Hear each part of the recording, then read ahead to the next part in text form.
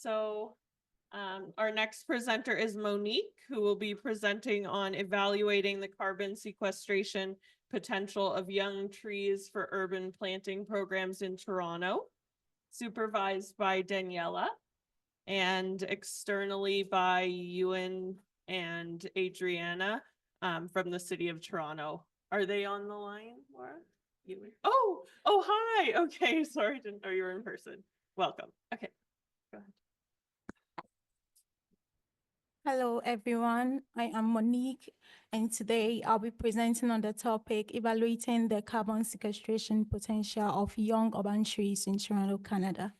I'll first of all talk about the background and delve a little bit more into the problem and also the methods used, my findings, and some recommendations.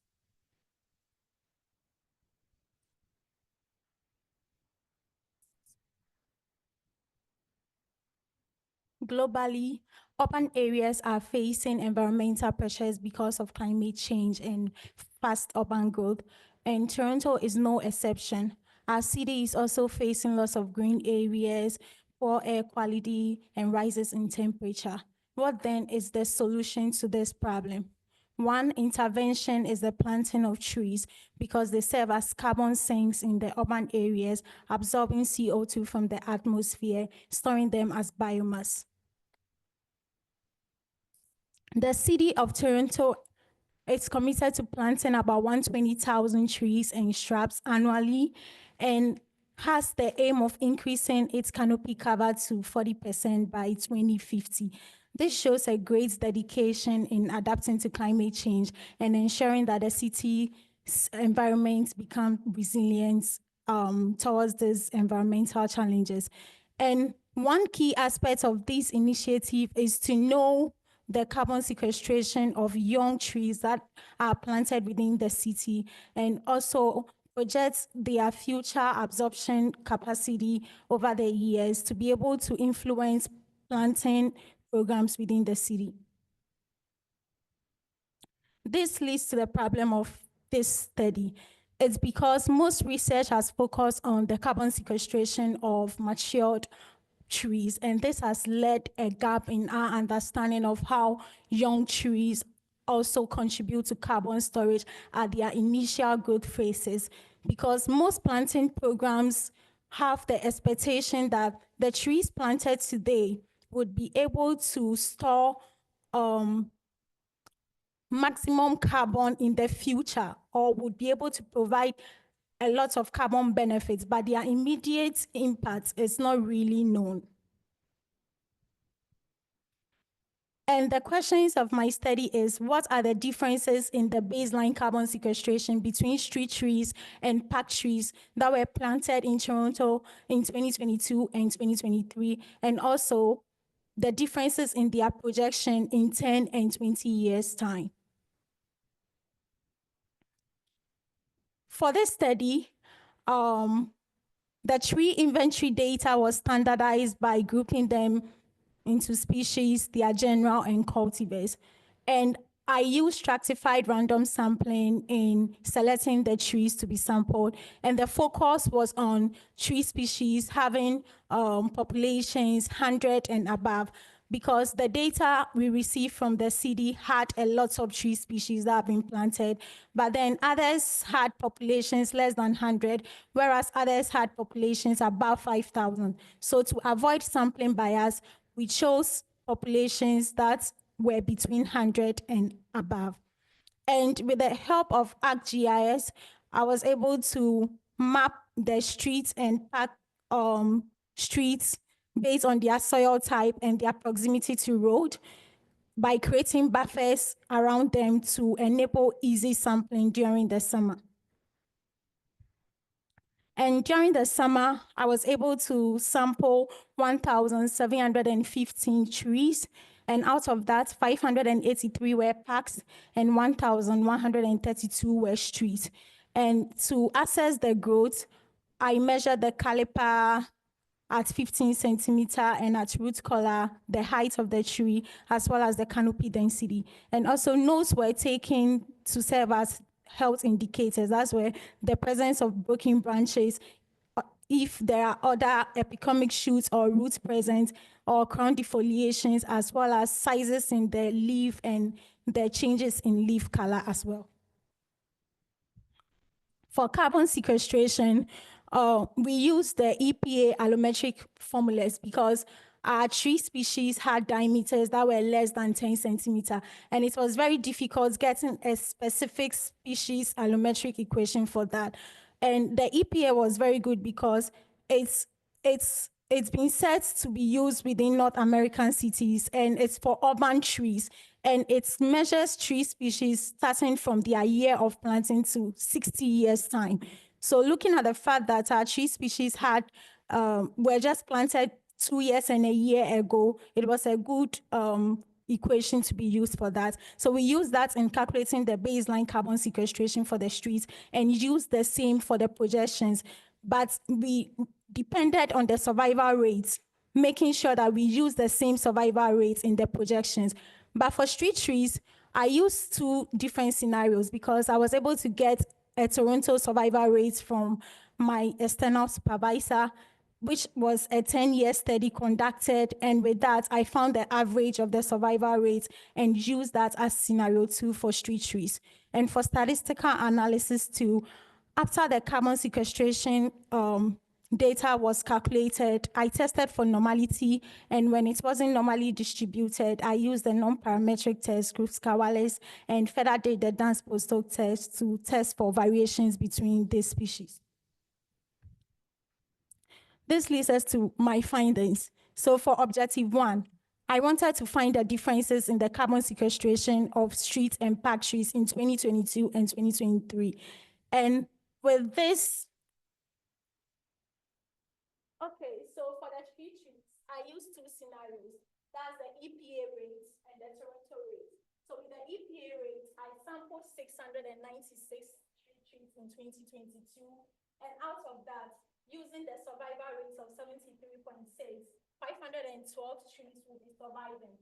And it will lead to 922 carbon sequestration in total. And for the same street trees in 2023, 436 were sampled, and with that, using the EPA rates of 79.9, 348 will be surviving, and 479 will be sequestered in total. But because I sampled more of the street trees in 2022 compared to the street trees in 2023, it led to them having higher carbon sequestration compared to the ones in 2023. But with a Toronto survival rate of 93.8, the street trees in 2022 sequestered about 1,138. That's about 28% more carbon because the survival rate increased to 653.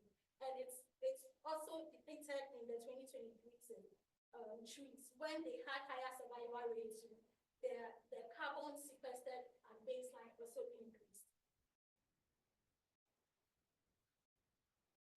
And for objective 2, the park trees, I did not get Toronto rates, so I used only the EPA rates. And with that too, out of 179 trees planted in 2022, 132 would be surviving and 219 kilograms of carbon would be sequestered. Compared to 2023 park, 404 were sampled, so it's led to more carbon sequestration compared to the 2023.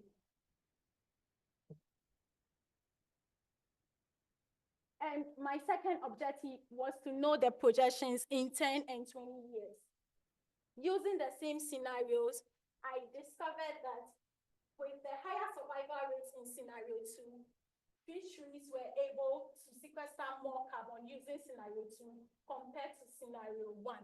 However, I was expecting this findings because we know that as tree matures, they are able to sequester, store more biomass, and at the end, they are able to sequester more carbon.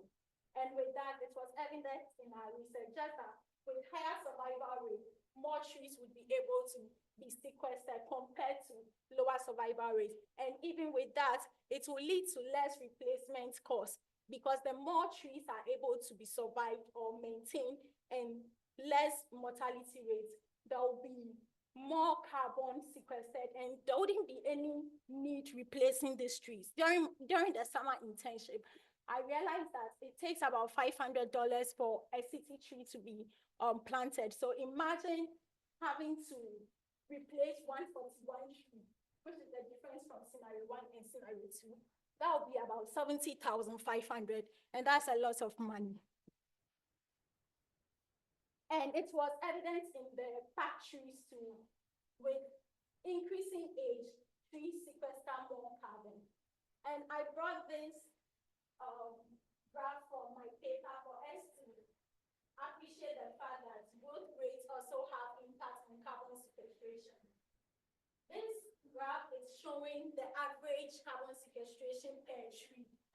For the baseline, per tree will be able to sequester 1.8 compared to 10 years and 20 years for fast-growing species. And for moderate species, the baseline will be able to sequester 1.17 compared to 3.74 for 10 and 20. And it's likewise for the slow-growing species. So with this, it leads to the key findings of my research.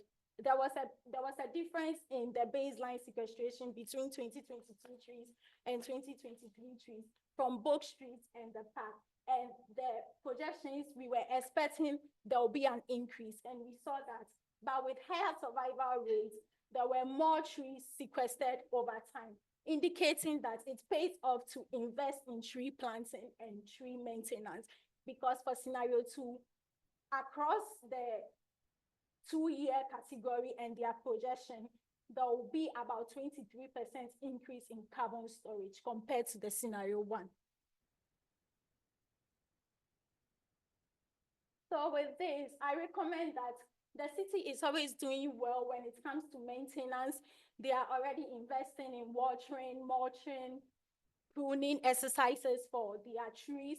They should continue that, because with higher survival rates, trees would be able to sequester more carbon as they grow.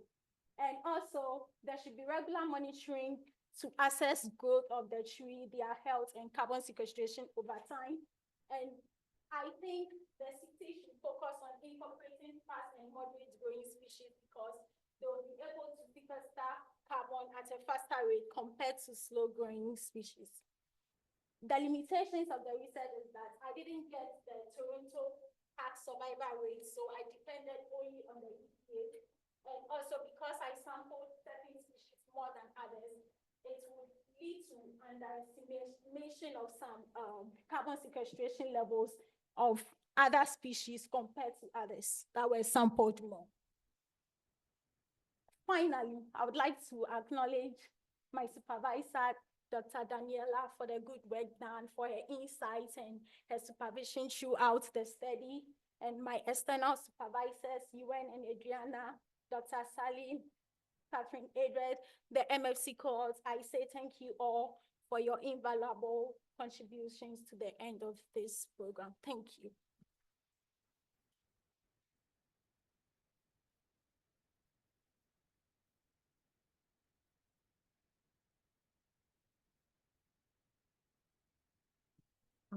Congratulations, Monique. What a great study. And it's going to be really, really helpful to us, all the data you've collected. My question to you would be, a lot of the questions we get from the public are, what top three species should we plant to help us with carbon? And I noticed you had a list of a couple of species and mixing them up, but which ones would be your favorite or your recommendation? Yeah, so I recommend silver maple. I recommend anilocos. I recommend sugar maple as well. It's a good one. Although it's a moderate growing species, but they are good at the end. And looking at the fact that the street trees long lifespan is within 30 to 50 years, planting this species would really help in optimizing carbon over the years. Thank you. Hi, thank you for your presentation. It was awesome. I had a question. So on the slide where you were talking about the EPA versus the Toronto survival rate for street trees. Yeah. You had the yes, this, or no, I think it was a couple prior to this. 2 slides before that one. Yes. So in 2022, you sampled 696 trees. 2023, you sampled 436. Is there a way to also get those final numbers for example, all of the trees that we've planted those years? Or were you only like, how did you kind of calculate that final number, I guess? Is it based on all those growth metrics that you took? It's based on species, the type of species, either it's a hardwood or a conifer, the year of planting, the survival rate, as well as the growth rate. So these equations are put in the Excel and calculated using the EPA parametric equation. Okay, perfect, Yeah. perfect. So I think the more the tree sample, the more carbon they will be able to sequester over time. It just shows that more planting will lead to more sequestration over time. I guess maybe I wonder, just to remove that sort of bias of the number of trees that you've sampled, if you can get like one number, maybe like per tree, like an average. I'm just trying to, So that one was showed here. okay, okay.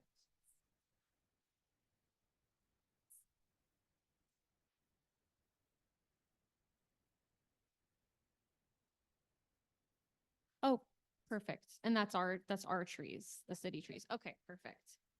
Awesome. Yeah, thank you. As Uyen said, these are going to be really helpful for us because we're always getting questions about carbon sequestration and our urban trees. And like you said, there's that gap with the young trees. So this is helpful. Thank you. Okay. All right. Danijela?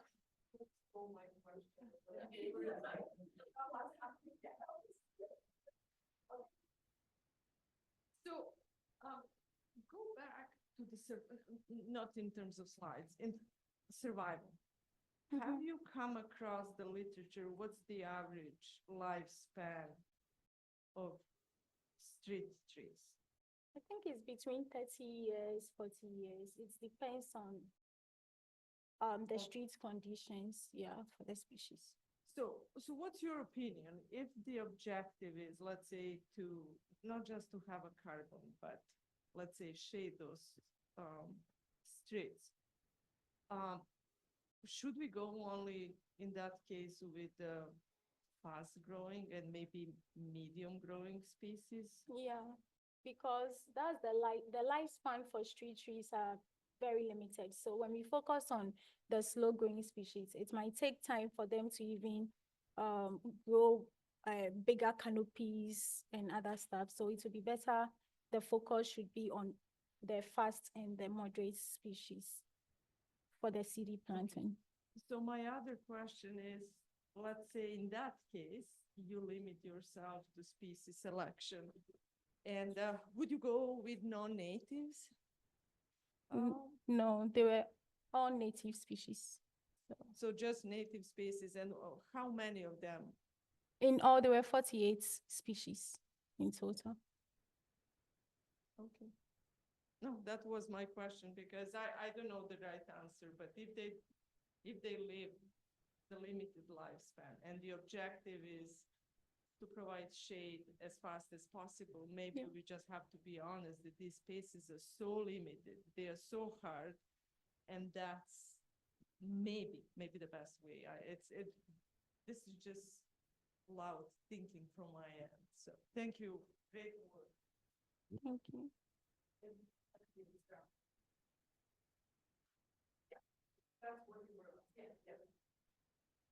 Okay, I think there's a question online.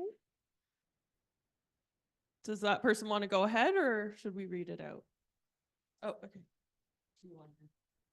Okay, so the comment is no mention of oaks. How are they doing compared to others?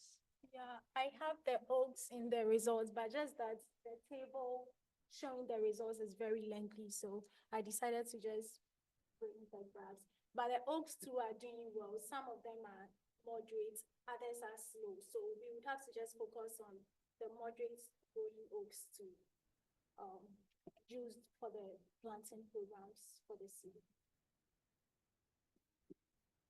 Okay. Oh, yes. Okay, last question. You mentioned that we should come back in 10 years and 20 years. Is there maybe, like, how did you come up with that 10-year number? Would you maybe recommend coming back in 5 years to do a measurement?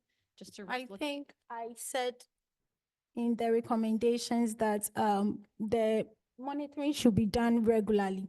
If only the city has the funding, I think it should be done more frequent because when trees are planted at their initial growth stages, they go through the transplanting shock stages.